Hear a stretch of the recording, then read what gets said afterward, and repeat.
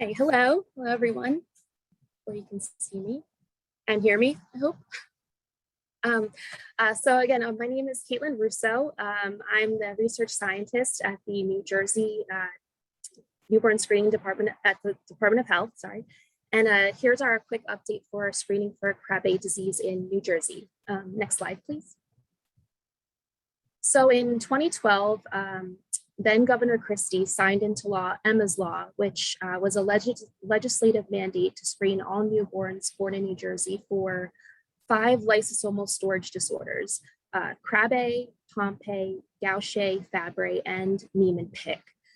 So this signing into law really got the ball rolling for us to begin the process to get funding, to get new staff in, to get the instrumentation we needed, and to get reagents and start validation and eventual implementation. Next slide, please. So we began screening July 8th of 2019, along with Krabbe and the other 4 diseases in Emma's Law. We also started screening for MPS 1, which was part of the Let Them Be Little Act that was enacted not long after Emma's Law was signed. So that brought us up to a total of 6 LSDs. So we screen using a 6-plex MSMS enzymatic assay. And when we started, we were using customer contracted material from PerkinElmer. But in July of 2020, we validated the PerkinElmer Neo-LSD MSMS kit, and we implemented that in August of 2020, and that is what we are currently using. Next slide, please. So here's our screening algorithm. So we have a 2-tiered system. The first is the enzyme activity. The second is sequencing. And like it was mentioned before, we did have to halt sequencing. So I'll get to that in a second. But this is how our screening algorithm should normally look like. So we have an initial cutoff of 15%.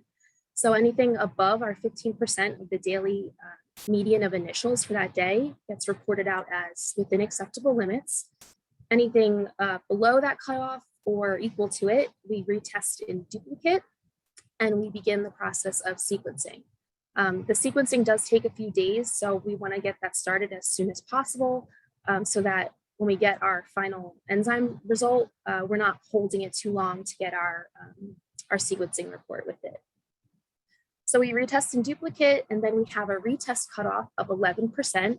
So we look at that number, and anything up, if it's above the cutoff for the retest, 11% for the patient median, we cancel molecular, and then we report it out as within acceptable limits. If it is below that or equal to the 11%, we continue with sequencing, and then once we have that sequencing report, we pair that with the enzyme report, send that to follow-up, and then that baby can be referred to a geneticist. Next slide, please. So here's an example of our screening reports. So on the left-hand side, you can see our main newborn screening report. This gets sent out with every baby that's screened. So in this case, the lysosomal storage disorder is in bold, and we say which one is abnormal. So in this case, it's GAL-C for Krabbe. We report out the percent of the patient median, that it was, in this case, 10.8, and that is below our expected range, once again, of that retest cutoff, which is 11%. Underneath that, we have mutation analysis, see attached report, and on the right-hand side, that is an example of what our sequencing reports look like. So we do sequence the entire GAL-C gene, and we report out anything we find. So in this case, we have 2 benign pseudodeficiencies, 1 benign variant.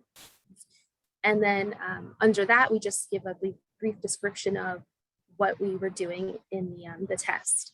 So we also do test for the 30 kb deletion as well as the 7 kb deletion. And if that was found, we would report that here. Like it was mentioned earlier, we have had to halt our sequencing because of the COVID-19 pandemic. We had a lot of staffing changes, a lot of retirements, people moving on to do different things. So we have had to halt that, unfortunately, but we do hope to get that back up and running as soon as possible. Next slide, please.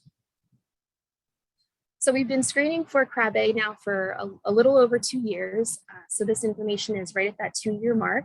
We've had 192,171 newborns screened.